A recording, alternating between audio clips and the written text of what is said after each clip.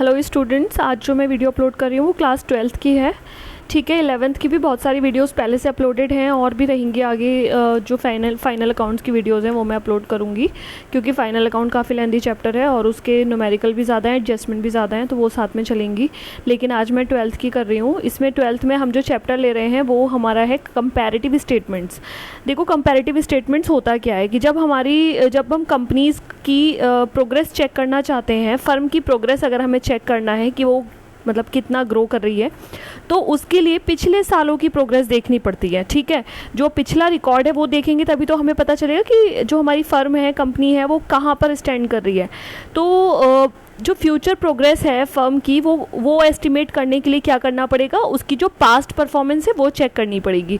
और past performance check कैसे होती है, जो कि प्रीवियस ईयर्स के जो डेटा होता है उसको कंपेयर करके कंपैरेटिव स्टडी की जाती है। ठीक है, तो उसी से रिलेटेड न्यूमेरिकल हम करेंगे। उसमें क्या होगा न्यूमेरिकल के अंदर, देखिए पहले इसमें इसका फॉर्मेट देखिए। फॉर्मेट में क्या होगा, फॉर्मेट में इसमें कंपैरेटिव बैलेंस शीट की इस तरीके से ये कॉलम बनेंगे। ये पर्टिकुलर्स का कॉलम है, फिर नोट नंबर, देन आपके यहाँ पर 2 ईयर्स का डेटा, जैसे 2016 और 17। ठीक है, 16 में कंपनी ने क्या कंपनी की बैलेंस शीट थी, मतलब उसके असेट्स, लाइबिलिटीज़, कैपिटल कितनी थी, फिर वो ग्रो हुई है, इंक्रीज़ हुई है या डिक्रीज़ हुई है, वो यहाँ पर आएगा। ठीक है, और फिर उसकी परसेंटेज आएगी। ये कैसे आएगा, देखिए सबसे पहले जब हमें ये वाले जो आइटम नेम हैं, जो भी हमारी असेट लाइबिलिटीज़ हैं, असेट्स लाइबिलिटीज़ तो आपको क्वेश्चन में से मिल जाएंगी। ठीक है, वो एज इट इज़ लिख देंगे। उसके बाद जो हमारा यहाँ पे प्रीवियस ईयर दो साल के दे रखा है, प्रीवियस ईयर्स 2 ईयर्स दे रखे हैं, तो जो फर्स्ट वाला प्रीवियस ईयर होगा वो आप मान लो कॉलम ए है, मान लो 2016 को आपने कॉलम ए लिखा और 2017 को आपने कॉलम बी लिखा, तो जो कॉलम सी बनेगा वो बी माइनस ए करके बनेगा। मतलब कि 17 वाला जो डेटा होगा उसमें से 16 वाले डेटा को माइनस करेंगे तो हमारा सी का कॉलम आ जाएगा। वो क्या होगा, वो एब्सोल्यूट चेंज होगा, या तो वो बढ़ा हुआ होगा या वो घटा हुआ होगा। मतलब कि असेट्स या लाइबिलिटीज़ बढ़ी हुई होंगी यानी इंक्रीज्ड होंगी या फिर डिक्रीज्ड होंगी। इसी तरह से फिर अगर हमें परसेंटेज निकालनी है तो परसेंटेज का एक और कॉलम यहाँ पर बनेगा। मतलब ये वाले 4 कॉलम हमारे बने, 1 2 3 4 5। हमारा 6th कॉलम कौन सा बनेगा, परसेंटेज का। परसेंटेज हम कैसे निकालेंगे, जो हमारा बेस ईयर होगा, बेस ईयर मतलब जो फर्स्ट वाला प्रीवियस ईयर होगा, मतलब 16 और 17 2 प्रीवियस ईयर दे रखे हैं ना, तो यहाँ पर आपका 16 वाला जो है वो बेस ईयर बन जाएगा। और हमारा जो 17 वाला जो हमारे परसेंटेज यहाँ पर चेंज आई थी, उसको चेंज वाले को हम ऊपर लिखेंगे। अगर हमारे यहाँ पर 1 लाख से 5 लाख हुआ है तो 5 लाख माइनस 1 लाख करेंगे तो 4 लाख का चेंज आया। 4 lakh multiply by 100 upon base, base में क्या है 1 लाख। ये 2016 में सपोज करिए लाइबिलिटीज़ 1 लाख थी और 2017 में वो बढ़ के हो गई 5 लाख, तो सी का जो कॉलम बनेगा वो 5 लाख माइनस 1 लाख यानी 4 लाख आ जाएगा। 4 लाख को हम ऊपर लिखेंगे, मल्टीप्लाई बाय 100, क्योंकि परसेंटेज के लिए 100 का साइन 100 हम लिखते हैं, मल्टीप्लाई करते हैं, देन डिवाइड में जो हमारा आएगा वो आएगा बेस ईयर, मतलब 2016 वाला जो 1 लाख था वो आ जाएगा। इस तरह से हमारी परसेंटेज निकल आएगी।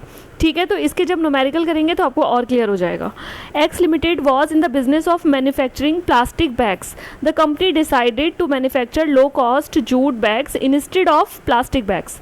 Following are the balance sheet of X Limited as at 31st March 2017 and 16। अब यहाँ पर देखो बैलेंस शीट के अंदर 17 का लिखा हुआ है यहाँ पर और 16 का लिखा हुआ है, तो अब आपको 16 और 17, मतलब यहाँ पर 17 और 16 लिखा है, तो आपको जब आप क्वेश्चन करेंगे तो पहले 16 का लिखेंगे फिर 17 का लिखेंगे। ठीक है, कंपेयर कर रहे हैं ना हम 2 सालों को, 16 से 17 में क्या चेंजेस आए, 16 में ये था और 17 में फिर क्या हुआ, हमें 2 साल की जो है कंपैरेटिव स्टडी करनी है। तो ये जो बैलेंस शीट है ये हमारी कब बन रही है, ये हमारी बन रही है as eight 31st March 2016 and 17 के लिए। 2 सालों की कंपैरेटिव स्टडी हम करेंगे इससे। तो यहाँ पर आपके 2 साल की बैलेंस शीट को मर्ज करके हम कंपेयर कर रहे हैं।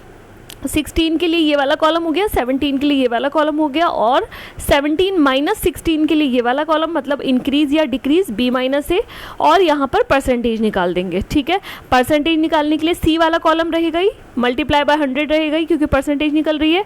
सी कॉलम कैसे निकाला था हमने, बी माइनस ए करके, बी में क्या आ रहा था 17 और सी में ए में क्या आ रहा था 16, तो बी माइनस ए करके सी आ गया था, और सी मल्टीप्लाई बाय 100 अपॉन में ए करेंगे। ए कौन सा है 2016, तो इस तरह से हमें ये न्यूमेरिकल करना है। अभी यहाँ पर आप देखो डेटा में क्या दिया हुआ है, शेयर कैपिटल दी हुई है 10 लाख की और 5 लाख की। तो 5 लाख कब था, 16 में था, 2016 में कितना था, 5 लाख था, और बाद में वो कितना हो गया, 17 में जाके 10 लाख हो गया। तो 5 से कैपिटल इंक्रीज हो गई है, 10 लाख हो गई है, ठीक है। तो अब हमें इन दोनों का क्या करना है, इनका डिफरेंस निकालना है। कितना डिफरेंस आया, 5 लाख का। तो यहाँ पर देखो 10 लाख माइनस 5 लाख, यहाँ पर 5 लाख आ जाएगा। ये कितना है, एब्सोल्यूट चेंज 5 लाख का आया। अब अगर हमें इसकी परसेंटेज निकालनी है तो कैसे निकालेंगे, 5 lakh multiply by 100 upon 5 lakh. ये क्या है, 5 लाख, ये बेस वाला जो ईयर हमने लिया था वो है, और ये वाला क्या है, एब्सोल्यूट चेंज है, मल्टीप्लाई बाय 100। तो हमारा निकल के क्या आ जाएगा, 100% ही आ जाएगा, क्योंकि ऊपर भी 5 लाख आ रहा है, नीचे भी 5 लाख आ रहा है। तो 5 लाख से 5 लाख कैंसिल हो जाएगा, तो 100 ही आ जाएगा, ठीक है। फिर आपका यहाँ पर है reserves and surplus. Reserves and surplus में देखिए क्या इंक्रीज क्या डिक्रीज हुआ है। ये 3 लाख है और ये 2 लाख है। अब देखो हमने जो कॉलम बनाया था ये क्या है, 16 का कॉलम है और ये 17 का कॉलम है, ठीक है। तो हमारा यहाँ पर रिजर्व का कैसे करेंगे, रिजर्व्स हमारे कम हुए हैं, बड़े नहीं हैं, कम हुए हैं। 3 लाख थे पहले, अब 2 लाख रह गए, मतलब कि 1 लाख ये ब्रैकेट के अंदर लिखा है, ये माइनस के लिए लिखा जाता है। तो यहाँ पर हमारे रिजर्व्स घटे हैं, तो परसेंटेज भी उसी तरह से निकालेंगे जैसे हमने पहले निकाली थी। 1 लाख करेंगे चेंज वाला, फिर मल्टीप्लाई बाय 100 और अपॉन में 3। अपॉन में तो 3 आएगा ना, क्योंकि हमें 2016 के डेटा को बेस ईयर मानना है। फिर है आपका नॉन करंट लाइबिलिटीज़ के अंदर लॉन्ग टर्म बोरोइंग्स हैं, सेम वैसे ही करेंगे। 8 लाख में से 5 लाख माइनस करके आपका 3 लाख आ जाएगा एब्सोल्यूट चेंज। और परसेंटेज कैसे निकाल देंगे, 3 लाख मल्टीप्लाई बाय 100 और डिवाइडेड बाय 5 लाख, क्योंकि 5 लाख हमारा बेस ईयर है 2016। देन फिर करंट लाइबिलिटीज़ को भी सेम उसी तरह से करके टोटल लगा देंगे। टोटल भी आपको सबको ऐड कर लेना है, ये वाले कॉलम सबके कॉलम का ऐड करके आ जाएगा। यहाँ पर असेट का देखेंगे, अच्छा ये क्योंकि ये बैलेंस शीट है तो जो हमारा टोटल है वो इक्वली आएगा। असेट्स मतलब जो लाइबिलिटीज़ है वो लाइबिलिटीज़ की, जो असेट्स है वो असेट्स, ये वाली कॉलम इक्वल आएगी। लाइबिलिटीज़ और एसेट दोनों साइड, जैसे आपकी बैलेंस शीट बनती है सेम वैसे ही दोनों साइड का जो टोटल होता है इक्वल होता है।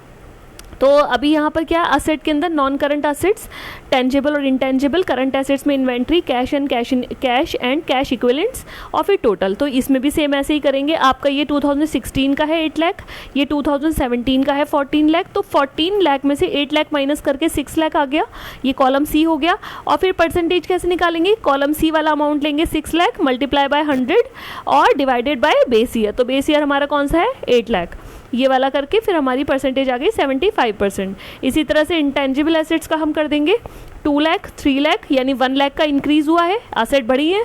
पहले 2 लाख की थी, फिर 3 लाख की हो गई। अब इसमें कितना बढ़ गया, 1 लाख का बढ़ गया, क्योंकि 3 में से 2 माइनस करोगे तो 1 लाख इंक्रीज़ हुआ है ना। तो 1 लाख का हमारी असेट्स बढ़ी है, ये एब्सोल्यूट चेंज है, इंक्रीज़ है। अब यहाँ परसेंटेज कैसे निकालेंगे, 1 लाख मल्टीप्लाई बाय 100 और डिवाइडेड बाय 2 लाख। तो 2 से अगर आप 2 लाख से 1 लाख को डिवाइड करते हो मल्टीप्लाई बाय 100 तो 50% आ जाएगा। करंट एसेट्स में इन्वेंट्री सेम वैसे ही करेंगे, 5 लाख माइनस 4 लाख मतलब 1 लाख। पहले 4 लाख की इन्वेंट्री थी, फिर 5 की हो गई, मतलब 1 लाख बढ़ गया है। अभी ये वाला जो 1 लाख है इसके ऊपर हमने परसेंटेज निकाली इंक्रीज्ड वाली, तो यहाँ पर 1 लाख मल्टीप्लाई बाय 100 और बेस ईयर आपका 4 लाख, तो 25% आ जाएगा, ठीक है। तो ये हमारा कैश एंड कैश इक्विवेलेंट्स आप देखो कितना है, 1 लाख से 2 लाख हुआ, 1 लाख का बढ़ गया है। 1 lakh multiply by 100 upon 1 lakh, यानी 100% ही आ जाएगा। 1 लाख से 1 लाख कैंसिल हो जाएगा, तो टोटल लगा देंगे, टोटल हमारा इक्वली आएगा। बहुत सिंपल क्वेश्चन है ये, कंपैरेटिव स्टडी वाले ऐसे ही होंगे, ठीक है। नेक्स्ट वाला अभी आप देखेंगे, ये भी ऐसे ही होगा, इसमें भी सेम यही करना है। From the following information prepare comparative balance sheet of x limited. ये आपको दे रखे हैं आइटम इसमें, reserve and surplus, share capital, trade payables, land and building, plant and machinery, goodwill, investment, current assets and long term borrowings. इसमें भी आपको 2 साल का डेटा दे रखा है यहाँ पर, 17 का और 16 का। तो हम कैसे बना लेंगे, सेम वैसे ही कॉलम बनाएंगे, पर्टिकुलर्स, नोट नंबर, फिर आपका ये आ जाएगा 16 का डेटा, 17 का डेटा, एब्सोल्यूट चेंज यानी इंक्रीज या डिक्रीज और परसेंटेज, ठीक है। फिर आपका सारे आइटम वैसे ही लिखेंगे, ए बी सी का कॉलम बनाएंगे और डी का जो कॉलम बनाएंगे वो परसेंटेज का होगा। ए और बी आपको डेटा दे रखा है 2016 और 2017 का। सी वाला जो कॉलम है वो आप बी माइनस ए करके निकालोगे, मतलब कि जो 2016 से 17 में इंक्रीज़ हुआ है या डिक्रीज़ हुआ है वो कॉलम सी बनेगा एब्सोल्यूट चेंज का। और उसके बाद फिर आपका परसेंटेज का बन जाएगा। ठीक है, तो मैं अभी आपको इसमें पोस्ट जो मैं डालूंगी ना, तो पोस्ट के अंदर मैं इसका स्क्रीनशॉट मतलब स्नैप लेके डाल देती हूँ क्वेश्चन का, आप प्रैक्टिस करना और फिर आप इसको अपने आंसर को उससे टैली करना। मैं आंसर भी डालूंगी लेकिन आप आंसर देखना मत, उसको आप खुद से करके फिर उसको आप मैच करना कि आपने करेक्ट किया है या नहीं किया है, और मुझे उसके मैसेज करना फिर कोई भी डाउट आता है।